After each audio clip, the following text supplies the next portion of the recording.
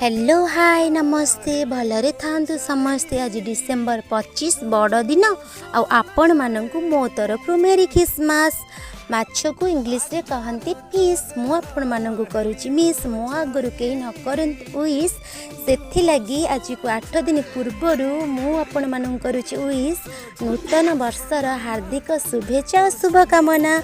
आसुथबा नुआ वर्ष रे आपण मानक समस्त जीवन रे सुख समृद्धि आसु, समस्ते भलरे रुहंतु आ खुशी रे रुहंतु। आ मो वीडियो देखु थांतु, भल लागिले लाइक कमेंट शेयर करंतु।